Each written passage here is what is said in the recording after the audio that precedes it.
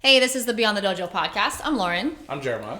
And we just got back from a very unanticipated, very long trek out to San Diego and back. And this is many months down the road that this is being published. But anyway, you'll get to hear all about our troubles. But before we get started, we do want to share something really cute that happened while we were there. So we took our daughter. And she's 18 months, and this is the first time she's ever flown. And so, she's getting used to new people, new places.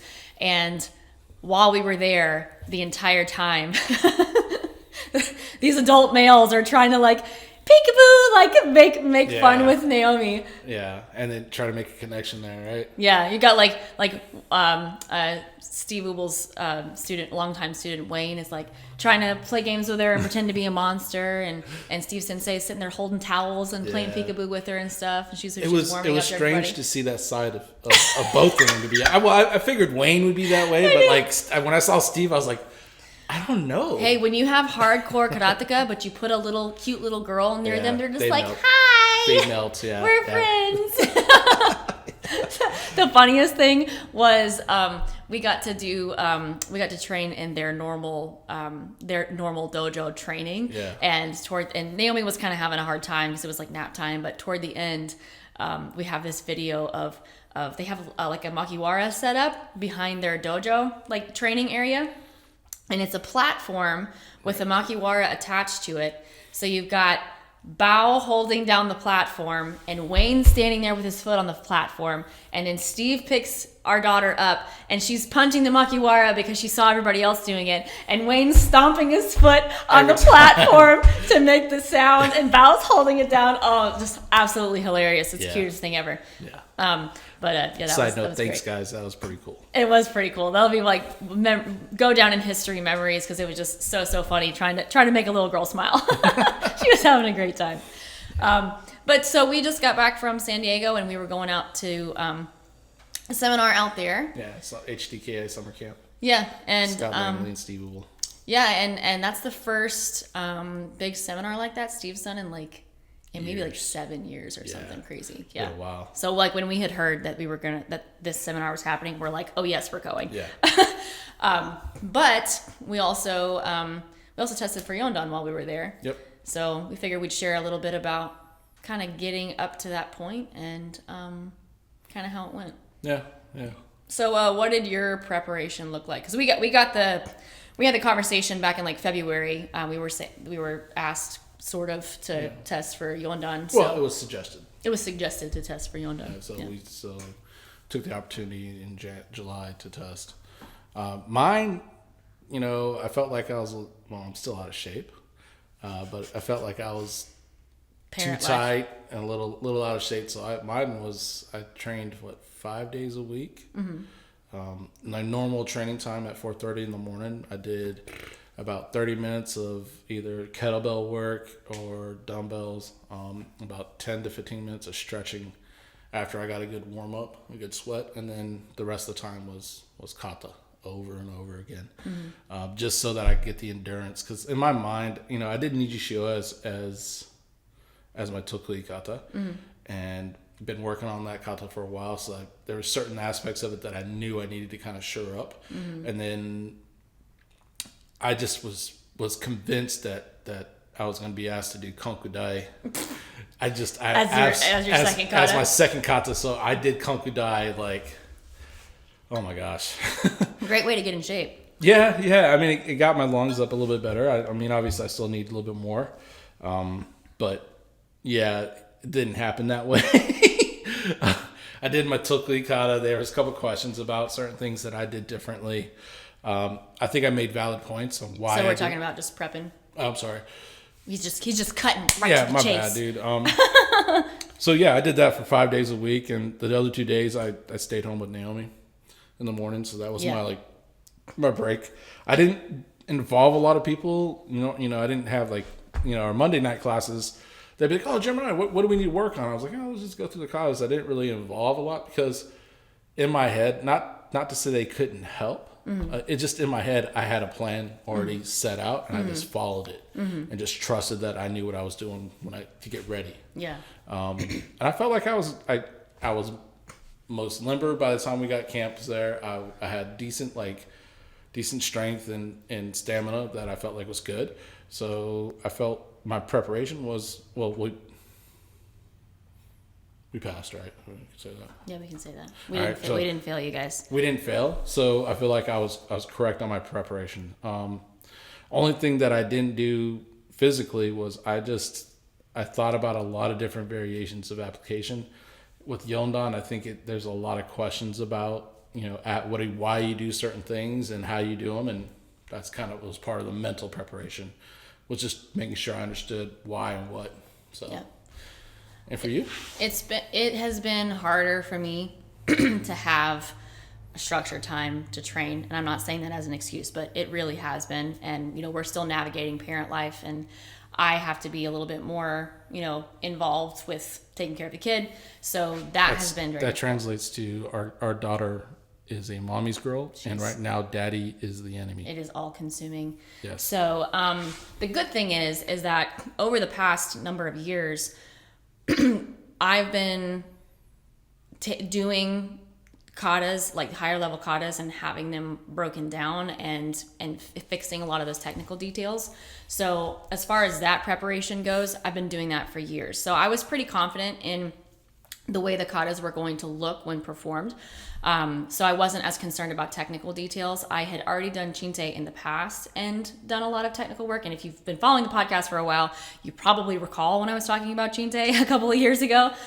So I just brought it back up again and just worked through a couple of extra things, just made sure things were smoothed out. And I got the green light on that from Steve. And from there, it was just a matter of continuing to rep things out. Now I know that my physical stamina is not where it used to be, and that was a big concern I had going into this exam. Is like we're doing a seminar, we're going to be doing this exam right after one of the classes, and I was very concerned about my ability to just physically get through it. So I started to train more often, getting closer to the exam, because we really weren't even sure that we were going to be testing until like probably 6 or 8 weeks ago. It wasn't that long ago. So I was trying to train more often, and then like 3 weeks out, I was doing chinte and had my lazy feet and ended up catching my heel and twisting my knee, and I guess I sprained my knee. So then I really couldn't train for like 2 weeks. So about a week and a half before the exam, I was trying to get my cardio built up. And so I was going through all of the katas. Like, so Jeremiah had a thing where he would do, like, I think you said you did like your tokui kata, and then one of the required katas. Yeah, one of the required katas, and tokui required katas. So I was trying to do some of that, and I actually was pretty stoked about how well I was able to do all of that. Like, I didn't feel like I was super winded. But we did find out that we had to spar, and that I didn't realize that we had to spar on the exam until not that long ago. So I did have some concerns about that, because with teaching a lot, we don't have the chance to do a lot of, hand-to-hand stuff. I'm not super confident in my sparring ability, so I was a little bit worried about that part.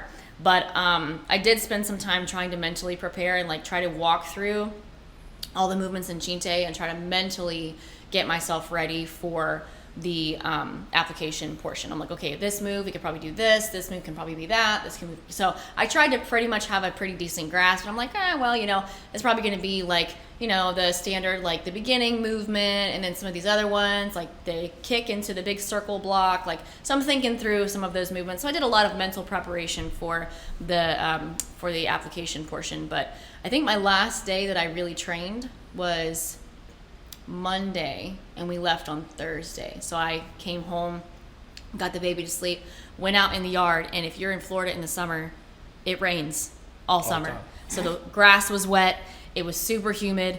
That actually turned out for the best for me. You would think that'd not be good for my knee, but it actually felt really good. I was able to train in the slick grass, made it easier for me to turn, so no knee catching. So that was basically the last time I prepped before we went.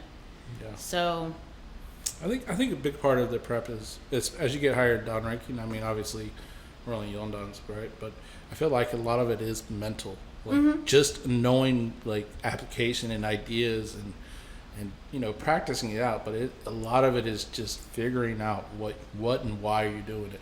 And I don't really think. I mean, Some people are really good at cramming. I would not recommend that No. for karate. You should be spending we didn't really have this goal of testing for yondan. Yeah. But we've prepped as if we were. Right. Yeah. I was going to say, for the last, we haven't tested in 10 years, right? And for the last 10 years, we've worked on our karate every week. Yeah. Every chance we got. And sometimes it's just little tiny details that you work Right. on for a little while, Right, and you move but- on to something else. It's not But it major. adds up eventually, right? And I think that's why we didn't have a lot of cramming to do or a lot of things to change. It's because we've worked on our karate for so dang long. And like, after you've been in karate for so long, I know it can be Mundane, mundane, and it can be Monotonous. discouraging, and you feel, boring. what did you say? It can feel like you're not really progressing, but Yeah. every little bit that you can Feeding. progress, every bit of feedback that you can Gut wrenching. implement. I use implement way too much. I was trying to think of a different word. Every little bit that you improve, all of that adds up over time. I mean, 10 years worth of one little bit a week, that's a lot. That's a lot of little bits, you know? Well, let's not get ahead of ourselves. It was probably like one little bit achieved every 6 months. Yeah. Let's not be like every week we got a new thing. But every No. week we were working I mean, on something. Think of if you're a long time listener, you know I've been working on side snap kick for 10 years, and I I've still been working don't on have step it. and punch for 8 years. So it's Right. fine. So it's one of those things. It's like let's not kid ourselves. But even though we don't have it, we've improved. Yes. So that's the underlying theme, right? The goal. So we have videos. We've mentioned this many times. We have videos of when we first started Yeah. getting feedback from Steve Sensei versus now, and Oh my that gosh. was, for me, that was like almost fresh off of a Sandan exam. And I look at that and I'm like, that's not horrible. Sandan level. That's that was horrible. terrible. So I'm not saying you were horrible. I'm speaking from my no, own videos. I was horrible, and so I was was Jeremiah. horrible. It's Yeah. fine. So it's okay to look back and be like, wow, I just threw up in my mouth a little bit. But you know. my mouth. So the exam. Yeah. So first of all, we didn't even know when we were testing. And we didn't want to be like, when are we testing? When are we testing? When are we testing? So we kind of were like, I kept thinking, like, if we could just do it right when we get there, before anybody gets there, I would be super happy with that. So, that I mean, doesn't just for happen. future reference, if anybody is, running exams at their camps, if you could just do it right at the beginning, that would be Yeah, fantastic. that doesn't happen. No, it doesn't happen. Generally, because they want to watch you in it's- class and stuff and whatever. Yeah. Well, it's generally after the second class on Saturdays. If you have a Friday, Saturday, Sunday seminar, that's generally what happens. I know. Or sometimes on Sunday. It's like, Depends it's tradition. It's tradition. You have to wear yourself out for at least 3 classes before you're allowed to test. Well, you might be against that, but it is tradition. But there's meaning I know. behind it too, though. I know. They don't want you to be fresh. They don't want you to be you want to see what your karate really looks like. polished and just practice what you've been practicing. They want to see an overall picture of They don't what want you you're fresh doing. off the plane. They want to torment you a little bit. They want to see how strong your will is too. I mean, let's be honest. That's just traditionally how higher done tests go. Mm-hmm. So it is what it is. You kind of have to go with it and flow with it. Yeah. So You want to talk about your exam experience? yeah. So I did Nijishio. There's certain moves in Nijishio that I don't do like the rest of the world does, and I had got questions on them. To be fair, we did get the clearance to do Yeah, we differences talked in about Arcata before we went to this exam. We got the okay. The examiner was not surprised that we didn't do these things. So he expected for me, it was the slide in after the elbow, slide out downward block. I don't slide in on the downward block or the first move beforehand. And they questioned me about it, and I just told them, if the elbow is a short range technique, there's not much to gain by sliding in with a punch. You're right there. You just hit them. Mm-hmm. And then you would slide out, because I feel like the slide out's like either a clear or a throw kind of thing. And I explained to them that, and I explained there's different options, and there's options where you could attack the arm with the elbow strike, and you do the slide inside, and it makes sense. Mm. And they questioned why I wouldn't take that as part of my tokui, and I said, well, it's my tokui, it's how I see the kata, and I'm always going to go for the bigger target. I'm not going to go for smaller targets.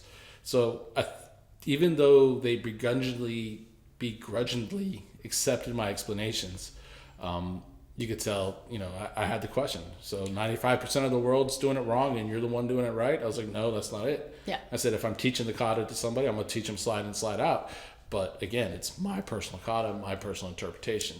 And I think, honestly, though, I do think that was kind of a front, because that was something that came up in discussion prior to the exam, was like, you have to be able to firmly justify why you're doing your kata the way that you are. And honestly, a lot of great instructors, that's what they tell you. They say, if you're going to do it a certain way, you need to have an explanation. Exactly. And I felt like it was, I feel like I was clear enough. Yeah.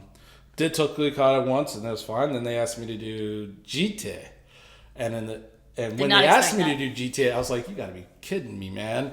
Because I just, in my soul, I would have sold my soul betting that they were going to ask me Konkudai, and they didn't. And I didn't want to mess him up mentally, but I just knew that he was going to be asked to do Impi or Teki-Sanma. And I didn't want to say that to him because I didn't want him to freak out and only work on those or something, like mess him up in the head. But I totally knew that's what you were going to have to do. So we were all wrong. Yeah, so they asked Jite, and I, performance-wise, I didn't do anything.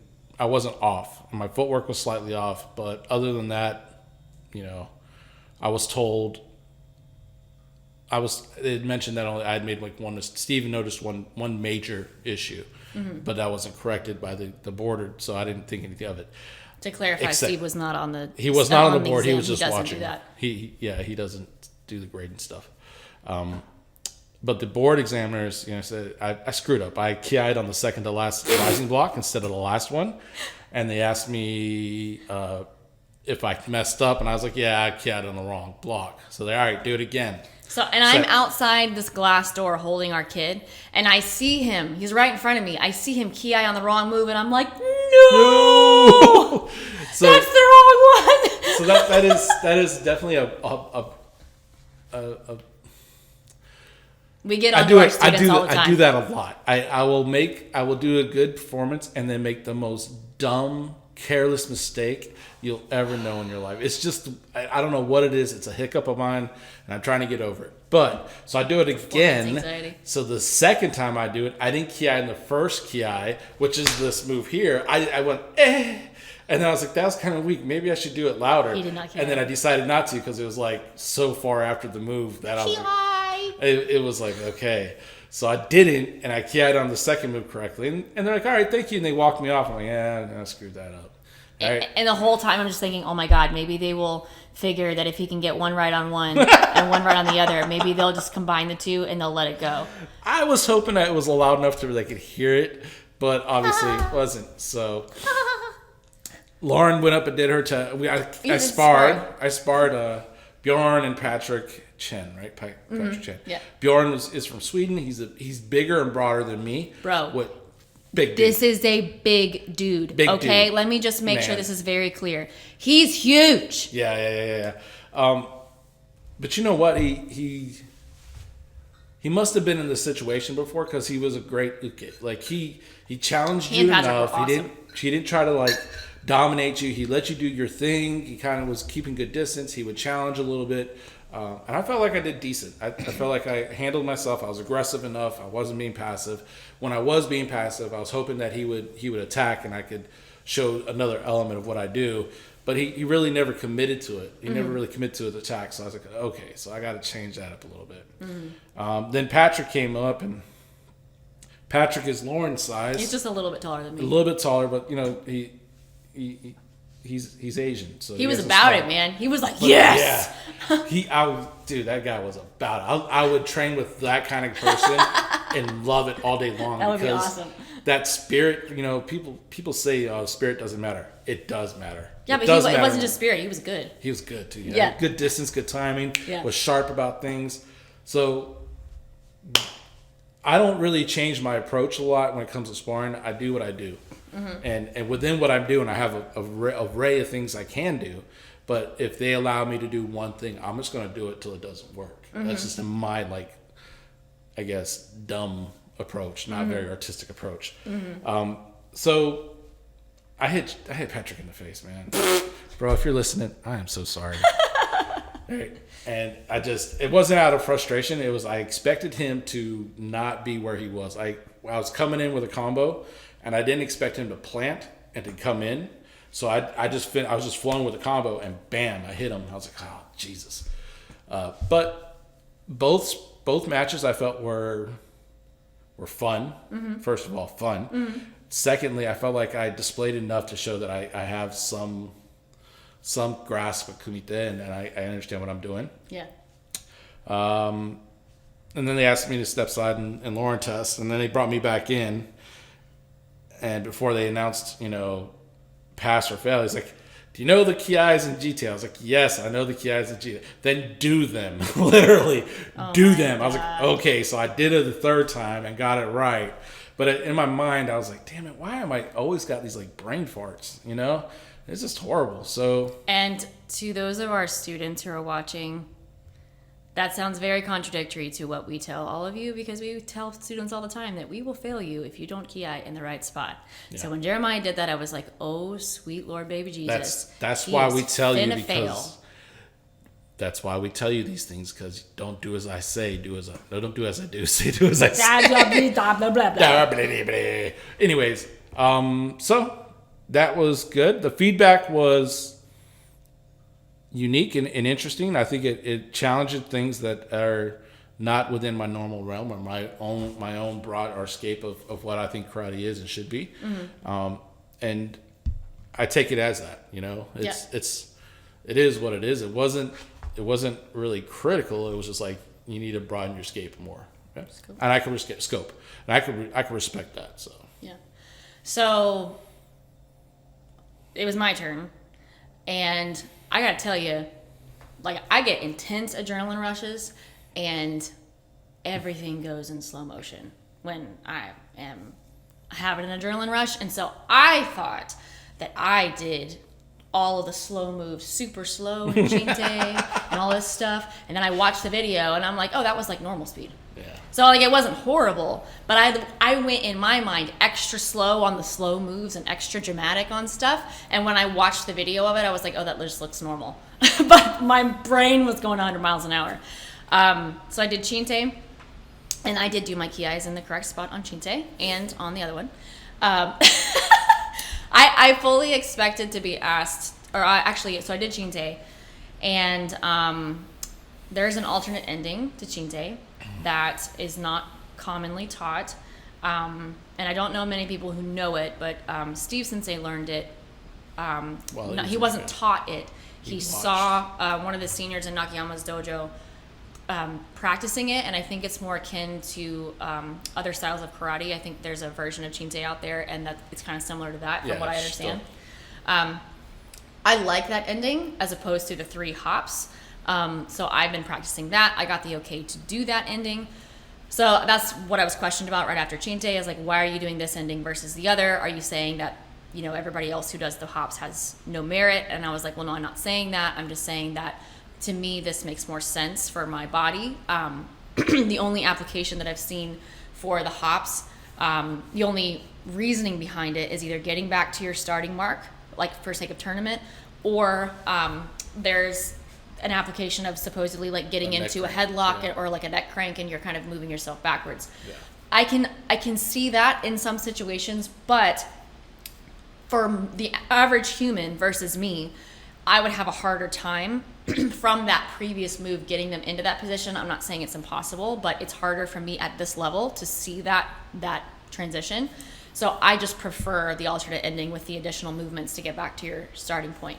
And so, that was the answer that I gave. I did also, based on the conversation, because it was kind of a conversation that we were having, I also acknowledged, like, I'm sure there's some merit to practicing those hops, having some spatial awareness, having to have pretty decent control of your center and your center of gravity to be able to get yourself back to where you're starting from. So I'm not saying don't practice that. I'm just saying that I like the ending that I did. Right. So then I had to do Impi. And I fully expected to have to do Jion or Jite, like, the exact opposite of Chinte. And that's not what it was. I had to do Impi. And I've actually never tested with Impi, not that I can recall. I may have done it on like a Q exam or something, like 20 years ago. But so I was like, okay, so did Impi. It was fine. I ki'd in all the right spots. Didn't have to do it again. And then I had some questions on application. And how'd that go?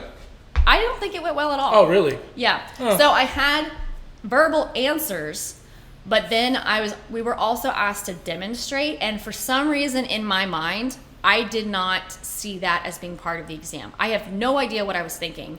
So I didn't spend a lot of time practicing doing the actual applications with someone. So that was kind of a flop. I made some of them work. But also, the sections that I was asked to give application for are not really sections I thought about. So like I was asked about the elbow strike into the knife hand block. Is it one person or two? I said probably one person. I was able to show that. Then I was asked about the big giant sweeping thing, and for some reason in my mind when I was going through application, that's not a move that ever came into my head. Just completely forgot that it was even in the kata. Luckily, I've seen application for it. But yeah, totally had to make that up on the fly. Wasn't able to make both moves flow. Wasn't able to make it work. I looked like a total idiot. And then I think the other one I had to do was, the coming up onto one leg with the double sweep. And the only application I've ever seen is Steve Lubel did an application where you kind of do like a neck kind of lock arm crank thing, and you knee the person, but then they wanted me to take him down. I had to do it like 4 times. It was a total mess. Luckily, people couldn't hear very well because I sounded like a total buffoon. So anyway, I'm glad that my entire exam was not critical of that section, because I would have failed because it was terrible. So the entire seminar, go ahead. In your defense, it was against Bjorn. What are you talking about? I'm talking about, that was Patrick. Oh, you did against Patrick? I thought it was Bjorn. No, I had to, Patrick was because Patrick's my size. Okay, so I had to do against Patrick, and so I'm throwing him around and stuff. That's some jobs. Yes, I had, it was terrible. So anyway, the entire seminar, I'm like sizing people up. Like, all right, I'm probably gonna have to spar against this chick and that chick, or maybe that one. So I'm like trying to figure out who it is I'm gonna end up having. I'm like, oh, okay, if it's this person, that'll be fine. This person, because the whole time I'm like, okay, well, I'm used to sparring against bigger guys, so I'll finally get to spar somebody my own size. Not sure how I'm gonna do. If they're younger and more athletic, I might have some problems. But anyway, so it's my turn to spar. And in the conversations prior to the exam, I said, can I please not spar Jeremiah? Is that okay? And they're like, oh yeah, I don't think that would be a good idea. Yep. So I get up there, and board examiner goes, oh, and look who comes up. It's, remember Bjorn? Remember the big guy? Big guy. That's who I sparred. He's like 6'4" or 5. Broad shoulders. I'm 5'2". Okay, I weigh like 110 pounds. He's probably like 300 plus. So anyway, so he comes out, and I'm like, okay, let's go. And I don't think he even threw a punch the entire time, because he really didn't have to. He probably could have just swatted and knocked my head off. So it was pretty much me keeping distance and trying to get in and do some techniques and get out of the way. After the first couple of bouts, I'm starting to get winded, but I got like a couple of, I guess, valid points. So they ended that one. And they call out Patrick. So we both sparred the same 2 people. So then it was my turn with Patrick. And then I started to catch on like, oh, all I have to do is get a point and this will be over with. So then I just started just going and throwing stuff. I did not get good feedback about my sparring, by the way. And I did accidentally hit Patrick in the face. So he got it twice. Once from Jeremiah and once from me. Sorry, Patrick. Whoops. My feedback from the sparring was you did the same thing over and over again. Okay, well, I got through it, so I'm happy with that. But I take the feedback. I'll work on that. I know that I definitely have some stuff to work on with sparring. Like, it's not always the prettiest fight. It's just me wanting to brawl and just punch people in the face, which is not good. That's not very strategic. So we have some stuff to work on. Yeah, we both do. We both do. And to be fair, we were told, like, yeah, you guys passed, like, no problem. We got it was harsh feedback on some stuff, but I think the reason they do that is to challenge you, and to work on areas that obviously to them make are weak points, and I think that makes sense. I mean, I can take that as a challenge. So it's all good. So I mean, honestly, I really didn't feel good about the exam once it was over. I was actually like pretty in a bad headspace after that, because I just didn't expect my performance to be that bad. So that's probably my pride talking. But looking back on it now, I'm like, all right, it wasn't that bad. I mean, it was kind of bad. It was. It was that bad? Okay. No, it was pretty sad. It was your pride. Oh, okay. All right. It was your pride. Gotcha. Well, yeah, more than likely. Yeah. But anyhow, there were some things that it was a good kind of pinpoint on where we are right now when put under pressure. So, gives us some ideas of stuff to work on. Yeah. It's just, it is what it is. Yeah. It doesn't change our approach. We'll still be working on our craft until the day we die, basically. Do you have any thoughts or feedback for anybody who is prepping for an exam like this? I think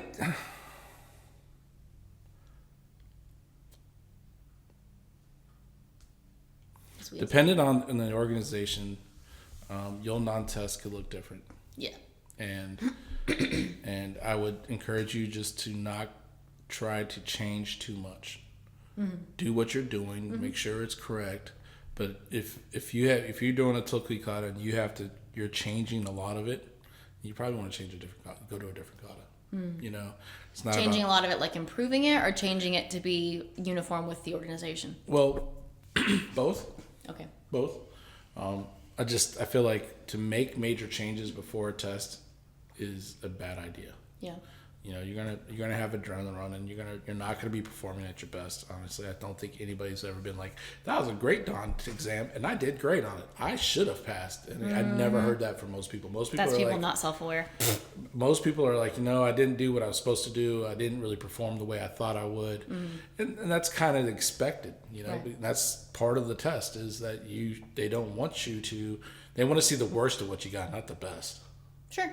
They want to see what your lowest standard is, because if your lowest standard meets their qualifications for yondan or whatever dan test you're taking, then you're a solid yondan. You know what I mean? You're a solid rank. So don't change what you're doing. Just make sure you're polished at it. And then the second thing is make sure you know what and why you're doing it, right? And don't worry about it being universally true. Don't worry about it being what everybody does. Make sure you have a reason behind what you do. Yeah. Because why you perform the way you do. Why you perform the way you do, what these applications are.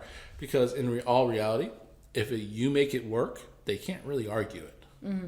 So you might fail because it's not up to their standard, but that might be a possibility. Story. But a lot of times I feel like nowadays, if you can justify what you're doing and why you're doing it beyond like poor technique, right, or poor mechanics.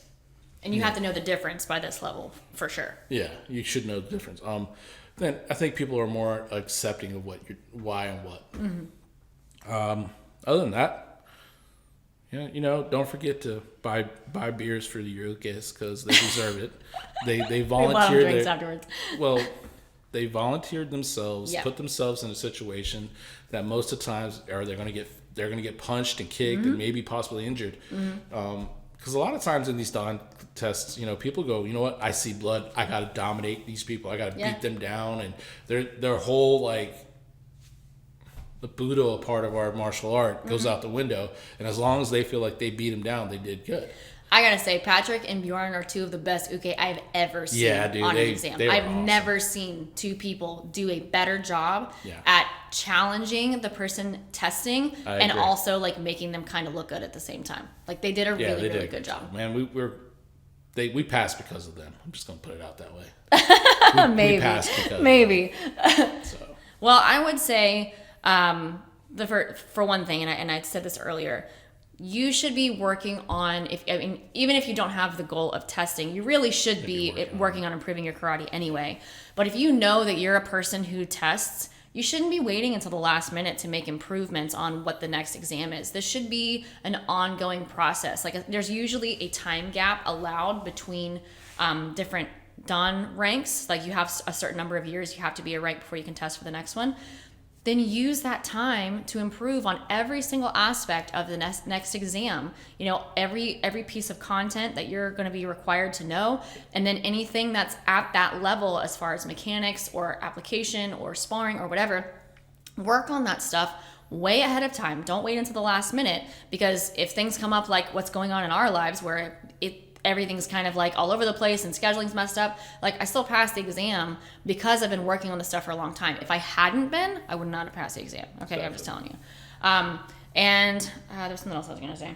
What was the thing I was going to say? I got distracted because the camera's fixing today. I don't know. Yeah, I think like what Jeremiah was saying too, like having an explanation for why you do things. Oh, this is what it was. Eventually, at a certain level, this is the advice that was given to us. You should be advanced enough that you can change certain aspects of your performance when you want to. So you should be able to change at will to do a movement or a sequence or a mechanic or whatever, similar to, yep, there goes the camera. You should be able to do it the way someone else wants you to do it, and then also be able to flip back to the way that you normally train. Right. And I'm not saying that like sneaky wise. I'm just saying that you should be able to adapt. And I've only just recently learned that, but that was advice given to us by Steve Wubble. He said you should be able to do both. Yeah. You should have enough understanding of how your body moves that you should be able to do your version and somebody else's version, and and be able to switch back and forth. Yeah. But I think that takes a very thorough knowledge of what you're doing to begin with, because if you can't physically perform one movement very, very well, how are you going to deviate from that movement and do something else? Yeah. So, that's just kind of a tidbit. If you're testing on an organization and they expect a certain section to be performed a particular way, if you don't have the freedom that we had to make a completely alternate set of movements or whatever in a kata, if you're not allowed to do that and you have to do it their way, you need to be able to do it their way. You need to be able to do it both ways. So, that's be able to the main play thing. By Billy's rules at Billy's house. Yeah. So Billy. Yeah. Yeah. So, what you working on now? Been putting some work in, just working on my kicks. Just getting the endurance up and working on Steve did this thing at the seminar that I thought was interesting. Is front kick, step forward, same leg kick, step backwards. Mm-hmm. And I just felt like that was one of those things that he was looking for certain things to happen, and I'm trying to do it to where I can make it effortlessly. It shouldn't matter which leg is getting kicked at, and front leg or rear leg. Mm-hmm. It shouldn't matter to how you perform. It should generally look exactly the same. Mm-hmm. So that's kind of what I'm kind of focusing on. I'm taking the liberty to work on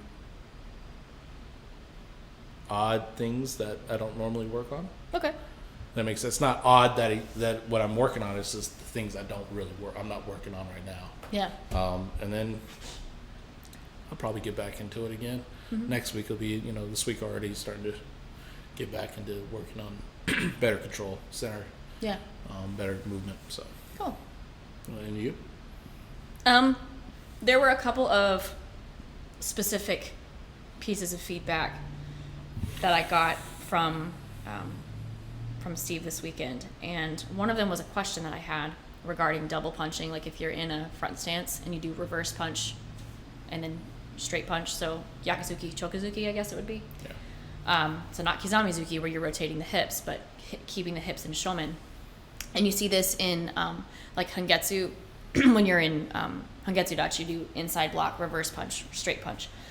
How do you make power for that straight punch? And I've seen videos of him doing this, so I wanted him to kind of explain, because he says it's more internal, and we kind of had a conversation about how to make that work. So I've been working on that coordination, that muscular coordination, quite a bit ever since we were there and after we left. It was a disaster while we were there because of all the CrowdStrike IT thing, and we got stranded there for like an extra 4 days. So we did get pretty cool. So we got some extra training. We got some extra training, and then we stayed with a friend on the very last night, and so Jeremiah and the baby were asleep. So I'm like standing there next to the bed, like trying to work on that particular thing. So I think I got some of the coordination down, but that's been the big thing I've been working on. And then there's another thing that I'll be working on as well. So if I get the okay on this, I'll start working on the other.